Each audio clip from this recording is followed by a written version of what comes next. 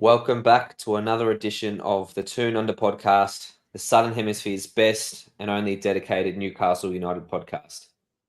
We usually have a little intro spiel that we talk about, but I'm ropeable, as I think every other Newcastle United supporter around the world is ropeable. I'm with Mark, who's probably just as angry as me. How are you, Mark? Yeah, been a frustrating day, hasn't it? It started out quite good. Thought it was going to be an absolutely fantastic day, and spent the rest of the day just being raggy on Twitter. So, yeah, one of those sorts of days. Exactly right. I think we all felt that. I had to watch. I shouldn't say that. I had to listen to the last 20 minutes in my car. I was driving responsibly, Victoria Police. Thank you very much. And when that last penalty incident happened, it was very not just frustrating. It was infuriating, to be honest. And driving a vehicle and copying that decision is probably not a good combination. So thankfully, I made it to work, and thankfully the 5 back-to-back meetings I had today went well. So apologies to those clients if they're watching right now. They probably thought I was in the shits, and that's exactly why I was in the shits, not because I was meeting with them. But look, let's just get straight into that incident. I mean, it's ruined. It would have been a historic victory by us to do the double over Paris. I think it would have been the first club to do the double over them for nearly 20 years. We had basically a band-aid 11 with 11 players who are a good starting 11, but we literally had no one else on the bench. We didn't make a sub because we had no one on the bench.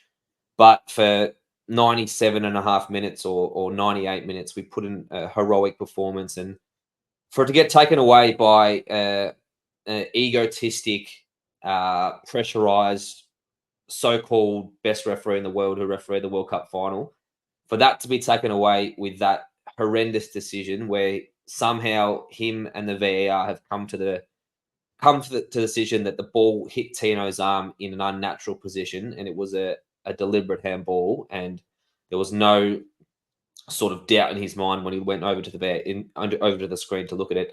I think it's a disgrace, and every Newcastle supporter around the world has every right to feel ropeable. And I just want to mention, on obviously us as supporters, we are ropeable, and we're probably going to take a while to get over this one.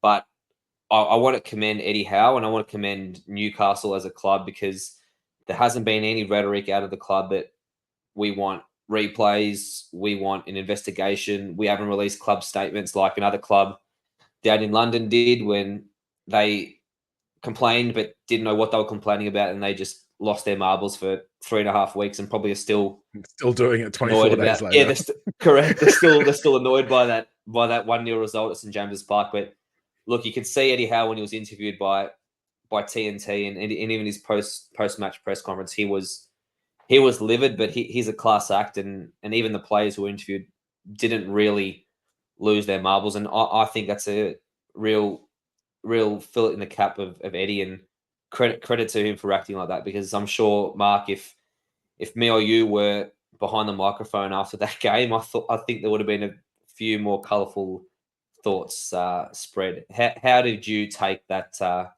incident at the end of the game? Yeah, I wasn't happy. I'm not sure what I was more perplexed and upset at, either the penalty decision itself or the fact that there was 8 minutes of extra time, despite very few substitutions, very little injuries or extra VAR checks that took forever. To have 8 minutes of extra time in the first place was just ludicrous. And then obviously they had a bit of a boost from that. We had very, very tired legs. You know, as you said, we had nothing on the bench, and we'll dive into this later, I'm sure. But you know, for us to be pretty much out on our feet by that stage, it was always going to have a lot of pressure piled on us. And for the referee to turn around and decide the game on what was a very, very dodgy call. I think it's one of the few things that I've actually seen where everybody that, apart from the Arsenal fans, obviously, every other person that's spoken about it, every other person that's been interviewed, even players and ex-pros and what have you from other clubs have all said it's like a completely wrong decision. So after that sort of heroics and backs against the wall, and we rode our luck a bit, but we also defended very well and we were very disciplined.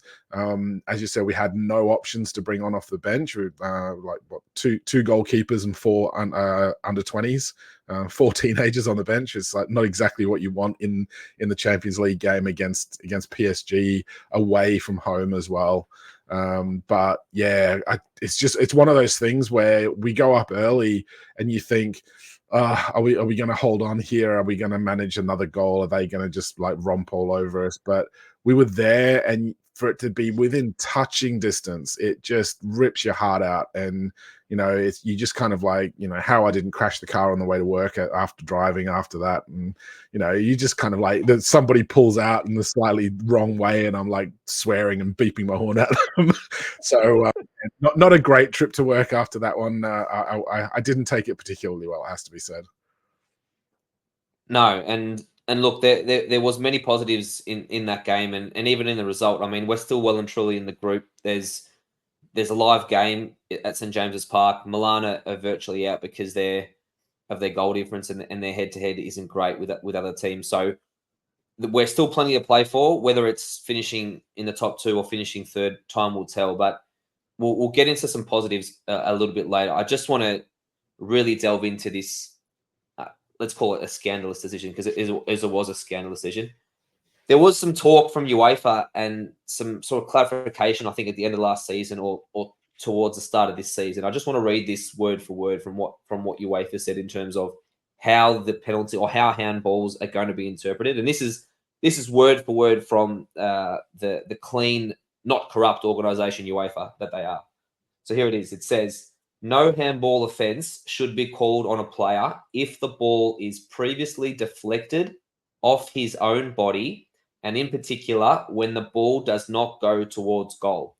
Now, I know I wear glasses, and I'm not the greatest with my eyesight, but blind Freddy could have seen that the ball deflected off Tino's body. So that meets that first criteria, and clearly the ball's not going towards goal, because I think it was Dembele who's sort of trying to cut back inside the 18-yard box at the outer edge of the 18-yard box, that is. So, I mean, UEFA itself has come out and said that this is how the interpretation should be, and this is what we should expect as fans, and what clubs should expect the interpretation. How do you think a referee of his experience, someone who's refereed in the World Cup final, I mean, nearly a year ago, refereeing Mbappe, funny enough, against Argentina, and he made some big calls in that game. He gave 2 penalties to France. They were there, and for all intents and purposes, from memory, he had a good game, and there was no problem. I mean, even today, he seemed to control the game fairly well. He wasn't really getting pressured, it seemed, by the Paris players, even though they were surrounding him every 3 seconds with some sort of complaint. But how do you think a referee, Mark, with his experience in his position, can be so utterly wrong and just completely fuck up a massive moment in not only our season, in PSG season? I mean, we're talking millions of dollars at stake here, because you qualify out of the Champions League, the extra dollars and extra prize money you get is quite significant. How do you think he has monumentally fucked this up? I don't know. There's literally no excuse, is there? I mean, everybody was saying how good a game he was having up until that Yeah. point. He handled the pressure really well. I mean, every time Mbappe barged someone in the back, or there was a slight little niggly foul, and or there was like French players diving, and it was just like they were trying to con the ref, it seemed, for most of the game. And from my perspective, he handled most of it really well. He gave free kicks where there were free kicks, and on both sides as well. He seemed to be pretty fair down the middle. As you kind of said off air, it has all the hallmarks of the push on Joe Willock against Crystal Palace, where they weren't shown the right angle. The VAR check for this incident against PSG, it happened very, very quickly. Yeah. And Yep. there's kind of like, we all berate the VAR calls in the UK where they agonize for 5 and 6 minutes at a time over the slightest little millimeter difference in an offside, or they look at every single thing, seemingly looking for some decisions. The fact this went so quickly, you have to be, I know I like a little bit of a conspiracy theory now and again, but when he's been so good and so solid and against all that pressure for all of that time in the game, you have to think like a quick decision like that. You always fear the worst as soon as a ref goes to the monitor, because It's not a good sign. if Yeah. they've made a call and then he's going over, he's been told you've made a mistake, you might want to go and check that out. So immediately, I feel that immediately sets the ball rolling in the ref's head. Oh, hang on, I've messed this up. So clearly, I need to go and have a check of it and reverse this decision. And that's only human nature. So I don't have a problem with him. We've been down this road with Arsenal recently where they wanted to have the audio of the incidents and the VAR checks and all of this sort of stuff, and none of the people associated with Newcastle have come out and completely berated the ref, and they've effectively said, look, it's a bad decision, it's wrong, we shouldn't have had a penalty against us, it's gutting, all of those sorts of things. But they've been relatively calm and collected about it. We haven't seen that cry, as you said, from people like Klopp who want to replay because something went against them. This is, as you said, millions of dollars at stake here, because like if we don't then qualify for the knockout stages, which we were on the verge of being very close to doing if we managed to hold on for that win, now all of a sudden the club's doing without all of that extra revenue, which could have been vital to bring that extra player in for squad depth for next season. Extra sponsorship opportunities. Better coefficient for next time we're in Europe as well. So there's like a huge knock-on effect. The conspiracy theorists have been out in force today, and it's hard to disagree with some of them on this one, given we're dealing with FIFA and UEFA here, not just the Premier League, as Jack was saying earlier. There's a feeling that the fact that the PSG owner and chairman happens to be sitting on the board of UEFA, there's a lot of question marks over legitimacy of that in terms of any influence or perceived influence on the competition, on the referees. But look, at the end of the day, it's probably just an oversight. It's probably some incompetence. But why they haven't been shown the right angle, the right bit of video. But even if they have and they've come to that decision, then they clearly don't know the rules. So either way you look at it, it's a completely wrong decision. My concern probably more so is, is it just that the Champions League runs off certain big clubs who have to be looked after? PSG isn't one of the ESL clubs. They're not one of the Super League clubs. They did not go in for it. So you're kind of thinking, well, they're not trying to keep them happy for that. But is it a brand marketing thing where, well, Mbappe hasn't scored a goal against us in 2 games. We're going to have to give him a goal here, and we're going to have to try and keep PSG in because everyone wants to watch Mbappe. So we can't have them like going out of the competition at this stage. It does make you wonder. So yeah, for me, I think it was a mixture of incompetence, maybe not showing the right replays, but there is just no excuse for it. There's absolutely no excuse for it. Well, that's the thing. There is no excuse for that decision, and I mean, we've talked on this podcast. Many people have been talking for ever since VAR came in how inconsistent it is and how much it's affected the game in a bad light in a lot of time, in a lot of ways, and it hasn't been, I think, the help that the lawmakers thought it was going to be. It's just added more confusion and more problems. I mean, initially they kept saying it's got to be a howler for VAR to get involved. I mean, if that is deemed a howler, I mean the game is completely cooked, because it proves that the referees A, don't know the rules, and B, are either being unfairly influenced, because in the same match this morning, Lewis Miley had an incident where the ball bounced up off his thigh and hit his arm by his side, and the referee said, natural position, no problem.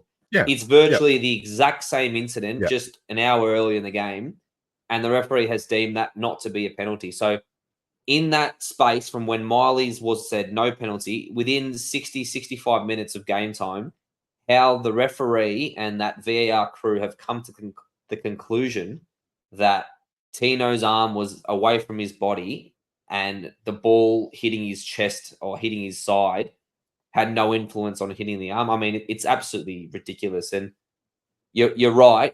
When he goes towards the TV, we all know what's going to happen. He's going to give it. But why is the VAR showing still shots? It's one thing I've never understood. I mean, the game's never refereed on suspended animation. You can't show just a still shot of something, because anything still shot is going to look worse than it is in real time. You've got to show something in real time, because that's how the game is played. You slow things down, it's going to make things look different to what they are. So the referees had an absolute mare, and his VAR team or his assistant referees have had an absolute mare. And you have to wonder with the conspiracy theories. I mean, they're definitely going to be raging after this, because PSG, they might not be the biggest club in the world, but they're one of the wealthiest, with Qatar bankrolling them. And Mbappe is probably one of the most well-known footballers behind Messi and Cristiano Ronaldo in the world. So him being knocked out in the group stage of the Champions League is not good for revenue, is not good for advertising, is not good for the bottom line of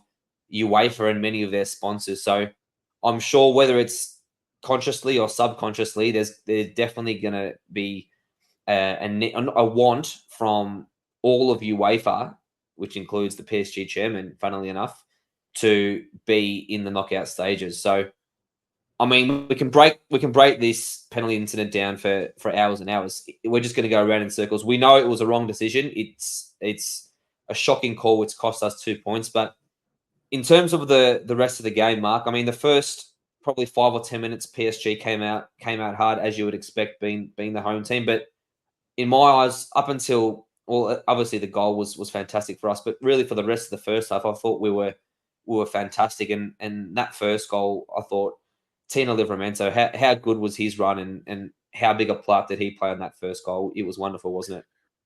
I thought he had an absolutely brilliant game all round, to be honest. I mean, he was skipping around players in the build up for that goal. It's so good to see. I mean, everyone was scared to tackle him, because he was controlling the ball as if it was glued to his foot, and doing it at pace, running across the face of goal. And defenders, you could see, they were like, look, if we mistime this, like it's either going to be a penalty or a really good free kick. And in his defense, Tino actually stayed on his feet. He actually had a bit of a nick, a little bit of a clip off one of the defenders, just on the edge of the box. Could have easily gone down. I think the commentators said that as well. It's like he's done well to stay up there. He could have gone down. But just for him to, like he's brought the ball across, got a beautiful ball out to Miggy, who I also thought had an absolutely brilliant game. And then, not a ferocious shot by any stretch of the imagination. Just happened. I think it was like the bounce just before the keeper. And Donnarumma's he's just struggled to kind of know what to do with it. He's tried to palm it out, happens to palm it out straight into Isak's path. And he'd missed one earlier on in the game where he skied it over the bar, which he probably he clearly thought he should have done better with as well. So we could have already been 1-up earlier on in the game. But there's no way he's going to miss a second opportunity, like close in like that. Literally just passed it into the net. 1-0 up. And as much as PSG had plenty of the ball in the first half, and came out the traps pretty quickly, they didn't really create a lot of clear-cut open goal-scoring chances. I think we actually had the two best chances in the first half. We played well. We were defensively sound. Livramento, in terms of his defensive contribution as well in that first half, he's up against Dembele on their right-hand side, And yes, Gordon was tracking back and he was kind of covering as well. But Livramento is just, he reads the game so well. He just looks so in control. So not only has he done brilliantly for setting up the initial part of the goal, but he's just been really solid defensively for the whole game as well. So yeah, I was pleased with the first half. I thought we did well. We played comfortably. We pressed them when we needed to. We were not controlling possession, but we were very in control in terms of making sure that they didn't get any clear-cut chances, which was great to see. Yeah, I thought we were quite comfortable in the first half, to be honest. I thought our midfield was outstanding. I thought our defensive shape was outstanding, and Mbappe barely had a sniff in the first half. He had that one back flick in the first 5 minutes, which Pope pretty comfortably saved. It was probably more of a half chance, but you're right with Tino. I mean, this kid's an absolute star. We all love Dan Burn, and he's done a fantastic job at left back. But I got a feeling that I'm not sure he's going to get his job back if Tino keeps going like this. I mean, he's giving us something, I think, Tino, which we all thought he could. On the right hand side, probably more so than on the left hand side, but his overlapping runs and his ability to carry the ball forward is a massive advantage for us, and it just makes us even more dynamic than we already are. And defensively, I don't think I've ever seen him lose a one-on-one tackle. Have you ever seen him one-on-one? He either shoulder barges the defender, the attacker off, or he cleanly wins the ball. He's just a fantastic player, and I mean, he's only 20 years old or whatever he is. He's got the world at his feet, that kid, and I think we're going to look back in a couple of years with Tino and thinking, geez, we've only bought him for however much we did, 30 odd million. It's gonna look like an absolute bargain. Yeah, it's gonna look like an absolute bargain because he was outstanding all game, and especially you're right with that goal in the first half, the way he carried the ball. I mean, all due respect again to Burn, he's not going to be carrying the ball like that across the box, and I don't think even Kieran Trippier, to be fair, would be carrying the ball like that. Tripp's just more playing your 1-2s and then crossing the ball in. So it was a wonderful moment by Tino, and the whole first half we looked in control, and we looked like we were frustrating PSG.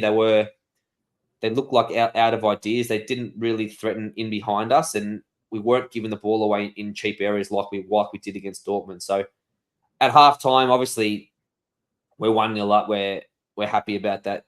We obviously know a storm is coming. They've got a subs bench. As you said before, we don't have a subs bench.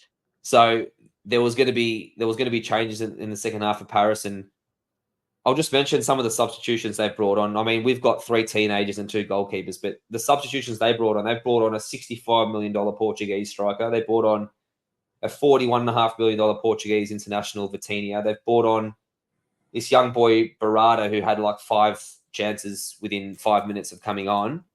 And then they brought on Asensio, who was a 3-time Champions League winner.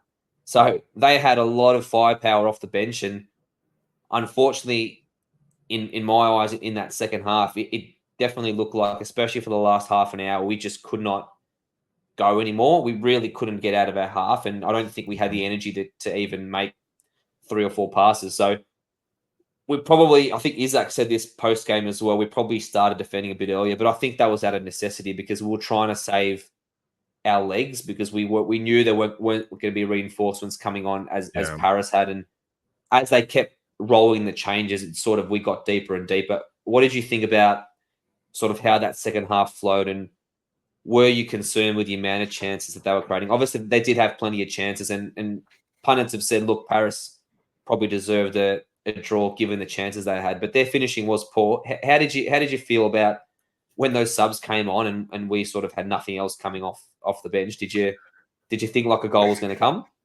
Yeah, I sort of feared the worst, and I was thinking to myself after the game that, you know, with the build up and the possession and the chances that they were creating, I don't think we would be sitting at the end of the game if they'd scored from open play and we got a 1-1. I don't think we would have the same negativity about the result because, you know, on open play, look, they deserved something out of the game. They battered us in the second half, but it was all down to fresh legs. You know, Bacola came on and he ran us ragged, and we Yep. had no response for him. 45 million off the bench for them. As you said, it's actually 4 teenagers we had, because Lewis Hall was on and he's still only Oh, there you 19. go. So, Yep. it's like we didn't have the experience. We had Paul Dummett, but as we said, it's like shouldn't be anywhere near that team. Nope. And you're just thinking like, they've brought this young, hungry, quick player that they've paid a lot of money for. And lucky for us that he couldn't hit a Kaz ass with a banjo on the day. Yeah. But he had chances. He created chances. He made chances for other people. Mbappe had a shot where he took it really well, like Pope saved it. And then he sort of hit the rebound over, literally went inches wide. Could have easily scored. And I think if they'd scored from open play early on, or they probably would have gone on and won convincingly. So yeah, in terms of the result, have no problems with that because of the dominance. But as we said, it's down to those substitutions where you could see they had fresh legs come on. They brought pace off the bench. They had a little bit of change in formation as well, but we had nothing to bring on. We couldn't make changes, and we looked spent. Probably 70 minutes into the game, I think we probably needed those changes. And I think I said on Twix afterwards, like, if we had a Joe Willock, a Murphy, and maybe a Wilson to bring on later on in the game, suddenly now you've got this counter-attack threat where we can sit deep with the players who are tired, but we've got fresh legs to run at them, so they can't bomb forward the way that they were. Because we just had nothing in the tank to go forward. So look, it is what it is. I think everybody acknowledges the fact that we've got stupid amounts of injuries. Everyone is actually, to be fair, all the commentary, all the papers, they're all giving us the credit that we deserve for the fact that finally, we've got nothing in the bank, so to speak. We're spent up. We've kind of borrowed from our relatives, and we're like literally sort of waiting for the next paycheck to come in the bank, and hopefully we can get some of those players fit. But right now, the tank's on empty. We've got no reinforcements, and we're still matching. Like we still 1-1 against PSG away from home, beat them 4-1 at home. A minute or two away from actually doing the double over PSG in the Champions League in our first season back after 20 years. Every single one of those players should hold their head up high for the effort that they put in. Well, absolutely. I mean, it was the same 11 that started on the weekend against Chelsea. I mean, I don't think there's going to be many Champions League teams who are starting the same team 2 or 3 days after their league game. So it just shows how we've got. Yeah, you got a point? I was thinking about this the other day, and it's so much more difficult for the English teams in Europe to follow up, because if you think about it, I will hold my hands up. I haven't watched Champions League football for a number of years. Newcastle haven't been in it, as we said. I'm not getting up at like 5 a.m, 6 a.m to watch other teams just for the sake of it. I know you don't need sleep. I do. But I've been really surprised. Everyone talks about European football and European football being, like slower paced and all, like, the continental football types not being as pacey as the Premier League. The Champions League has really surprised me this season at how intense the games have been. And I get it. It's at the pinnacle of football. So the teams are all out to win those games. And you can see that. But when you think about the other leagues, outside of the top, say, 4 or 5 teams in each of the leagues around Europe, La Liga, Ligue 1, Bundesliga, Serie A, none of them have that. I mean, we take the mick and say that, it's farmers leagues and there's no competition outside of those. It's like Scotland and there's only 2 teams and everyone else is rubbish. So there's nothing to stop these European teams when they're playing in the Champions League to say, right, I'm going to put all my eggs in the basket. I want to win the Champions League game. I'm going to play all my superstars, because I know, and I don't need to have that extra squad depth of that caliber, because I know that the next tier down of player that I've got will still get us through those easier games. I mean, I think they were saying, even though they're doing okay this season, Le Havre were PSG's next game on the weekend, and they're not exactly a European powerhouse to play. where in the Premier League, you can't drop players and bring in mediocre ones that aren't going to be up to the task, or you will get beaten. You just Yeah. can't do that. Every single team in the Premier League is of such a high standard that even the poor teams are still capable of beating you if you decide to turn up and play like a, if you were to play your kids in the middle of the week and only Yeah. have a couple of senior players. So if you were to try and rotate your squad in the Premier League for European football, you need a bigger squad than what some of the European clubs have, and we're not there yet, let alone the We've got injuries. yeah. I would argue we've got a decent size squad if everyone's bloody fit, but we've got Yeah, 13 first team players out. I mean, you can't legislate for that sort of no, injury that's crisis. So I think you hit the nail on the head in terms of the intensity. It's not only the intensity of the Champions League games. Most Premier League games are very quick and very intense and very physical. Whereas if you watch a run of the mill League R game, and I can guarantee you that PSG are playing in first gear, and in first gear they can probably get a 1 or 2 nil result. So it is a big disadvantage for yeah, English clubs, especially English clubs like us who haven't played Champions League for a very long time and aren't used to the intensity back up every 3 or 4 days. Not to mention this unprecedented injury crisis. So everything yeah, molded together is a disastrous sort of yeah, a disastrous sort of result. And the fact that we've managed to even get the point there is you're right. I mean, if the goal didn't come in the last minute, we wouldn't be as downhearted. We'd be lauding the point. It'd be a fantastic result. We've taken the Champions League group stage to the last match day, which is at home against Milan. I think we all would be stoked. It's just the way it's ended has left a sour yeah, taste, obviously, in everyone's mouth, and probably will leave a sour taste in our mouths until the weekend's game and potentially even till the Milan game when we have a chance to hopefully still qualify or at least finish in the Europa League. Just on that second half performance, I want to mention one player in particular, and obviously he's been getting a lot of plaudits as of late because he's only really now starting games out of necessity more so than he was forcing his way into the 11. But Lewis Smiley, I mean, a 17-year-old kid has had the performance he did against Chelsea on the weekend. Chelsea's multi-million dollar 11, and he was sensational. He was a class above their midfield. He was worth probably 250 million pounds.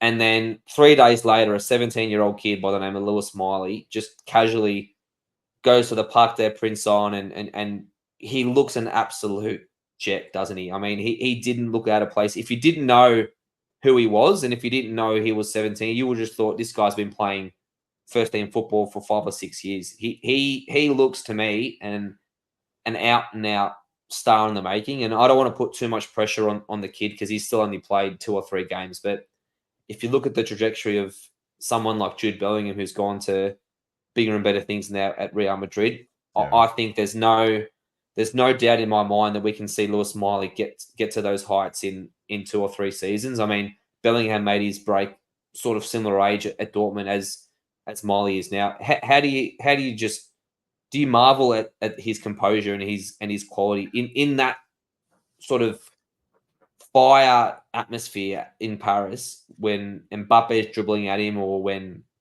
Dembele's buzzing around? I mean, this kid's just unfazed. How good's Lewis Smiley? I don't understand how he's so calm, collected, Yeah, it's and weird, isn't it? It's just weird. composed on the ball, knows his job, knows where he's meant to be. Now, look, I mean, we're in awe at him because of his age and the fact that he is so composed. He's not doing anything super flash. He's not one of these players that, Yeah, a that's pacey fair. winger who's going to do loads of step overs and score an overhead scissor kick or whatever.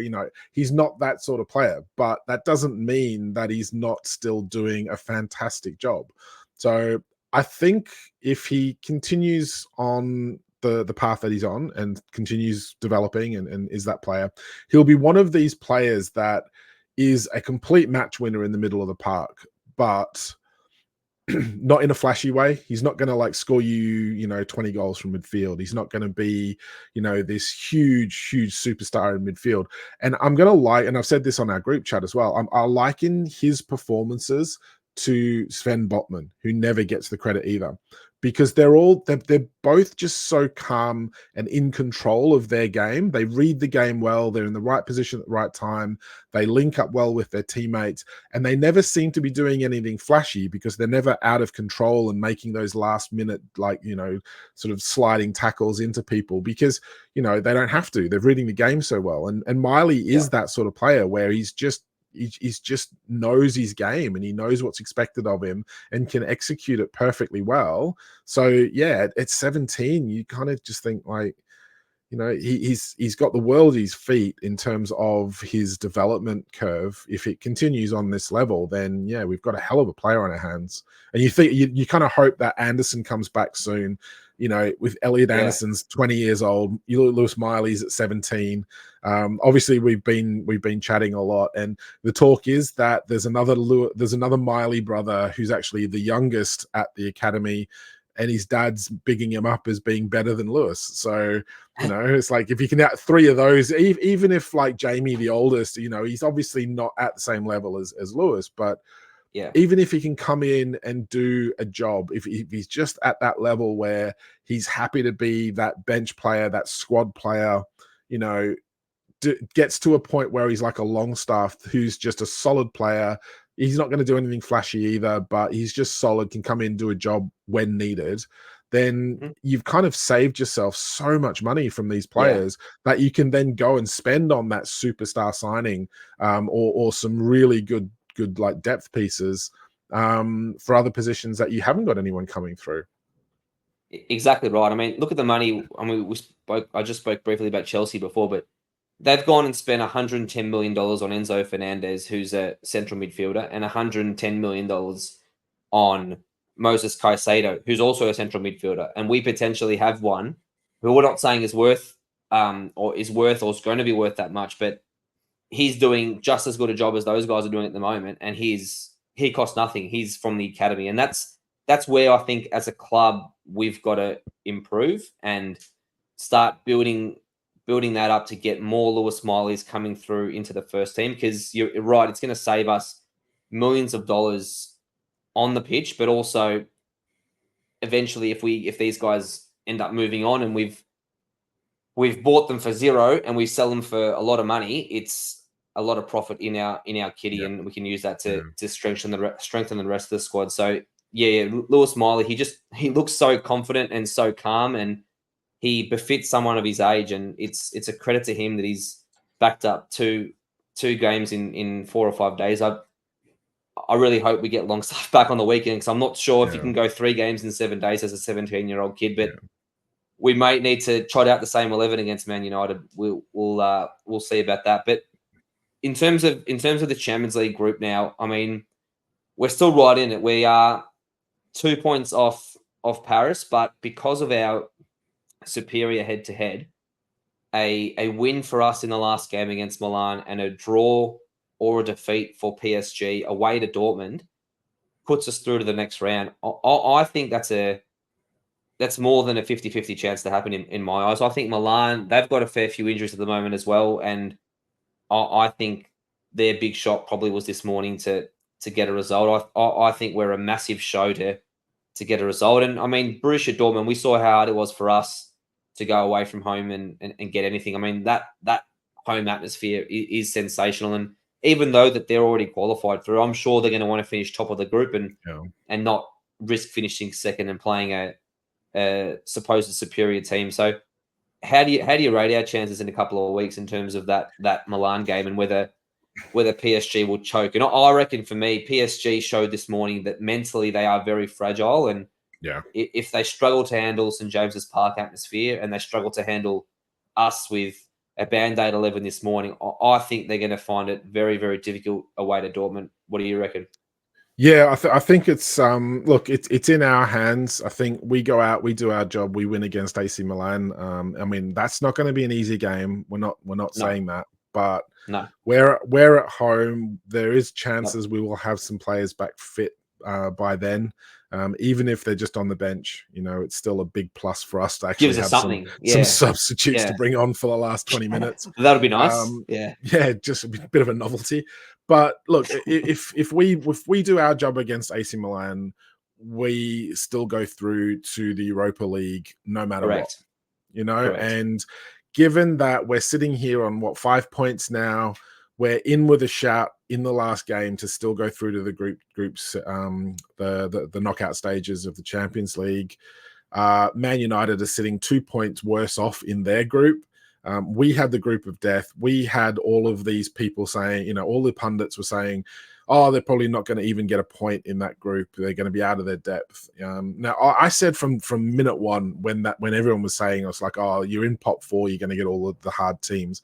I said then, like, look, we're a good side. We're not a pot 4 side.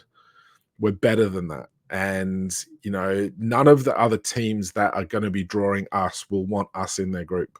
And so I think that's been proven. I think we've more than held our own. We probably should have played a little bit better against Dortmund at home. We probably deserved a point out of that. If you know, we probably deserved something more out of that game. Away from home, we were very poor. There's no doubt about that. Dortmund are a good side. I think, you know, it's a different kettle of fish in Europe. We don't know exactly what you're getting.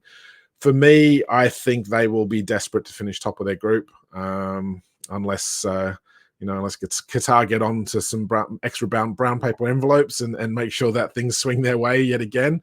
I mean, I'm still gutted that Qatar got the World Cup over Australia. So, and that was not all wrong. FIFA corruption, as we all know.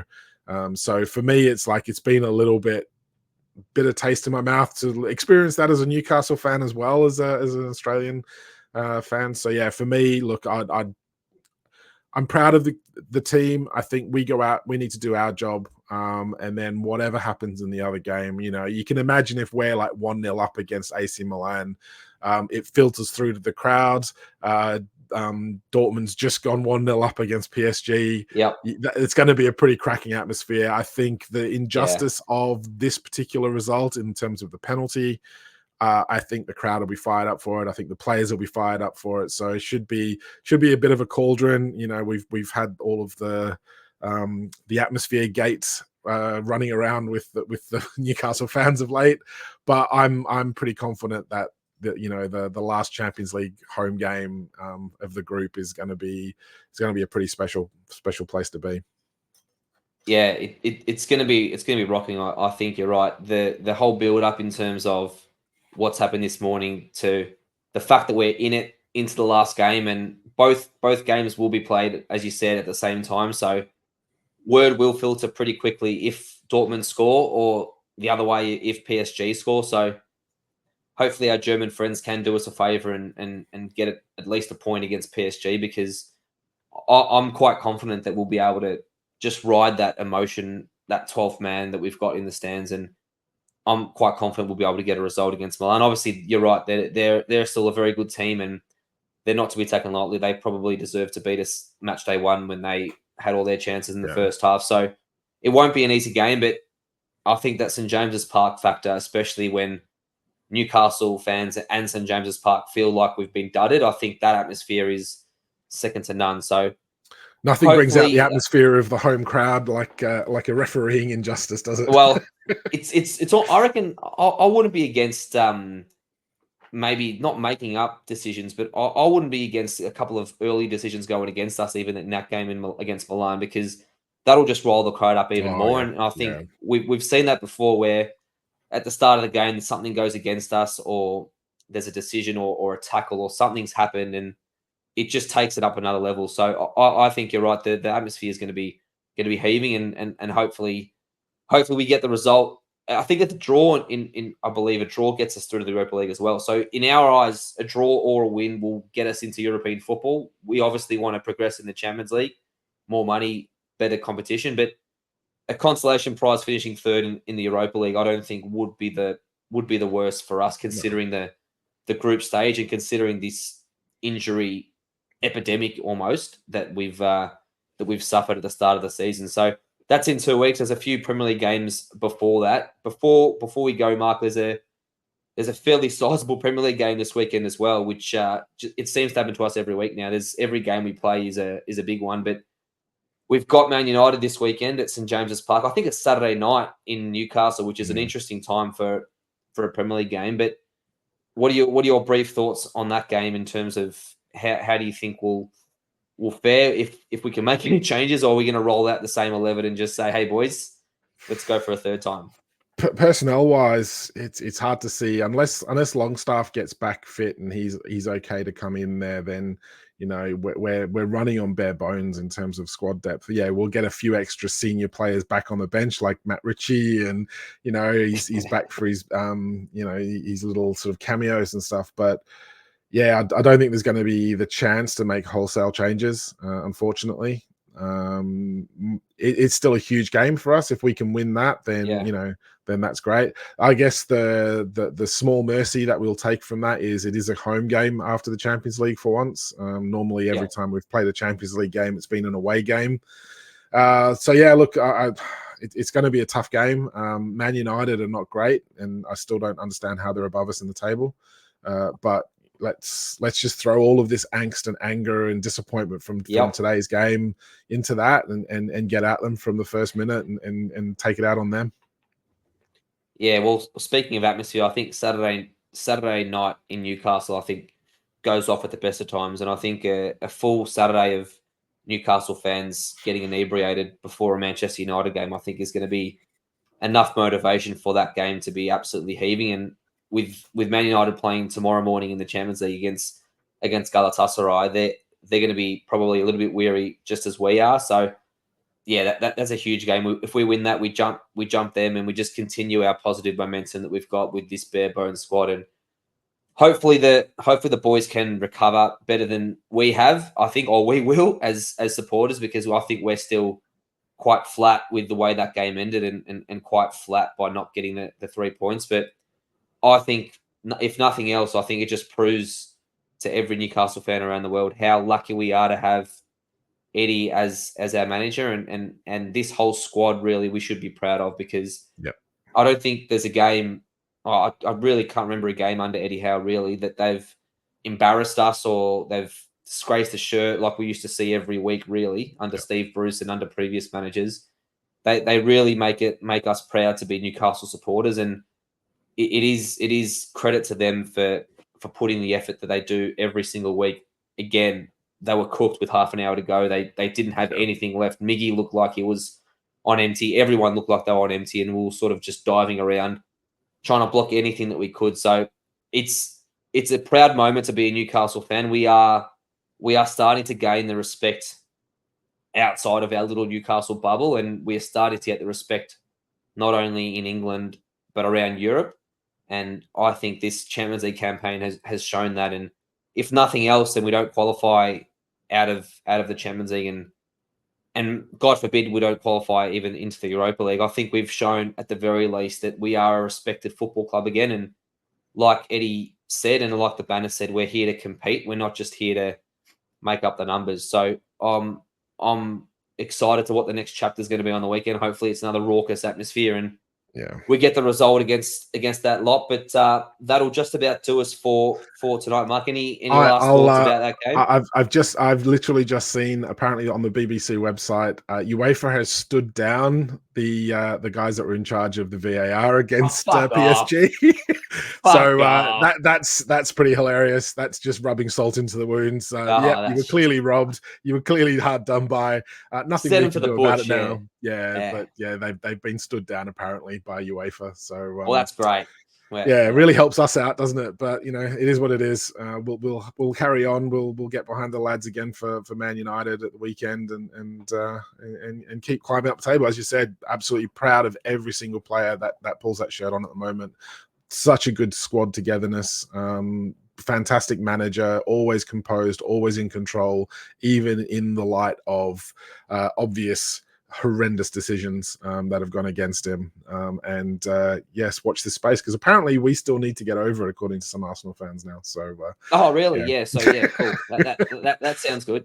That sounds good. We also wrote a really rude club statement, didn't we, after that game? And and said it's a disgrace. It's a disgrace 10 times in the press conference. So, Yeah. look, look, it's a bittersweet that those referees have been stood down. But if there is anyone listening to this on the continent and they do run into Mr. Zweiman Marciniak, if they send him their kind thoughts and their let's just say if we do see him down the street, we will be mentioning that result, I think, for a very long time if we don't Yes. qualify out of the Champions League. But that's all we have for today. Thanks everybody again for listening. If you like what we do, hit us up on YouTube with a comment or like our page. It really love interacting with all the fans out there. We obviously do this out of the love of Newcastle United, like we all do. So any feedback, any comments are well appreciated. So Mark, thanks for your time today. It's a tough one to take, but look, we're still in it.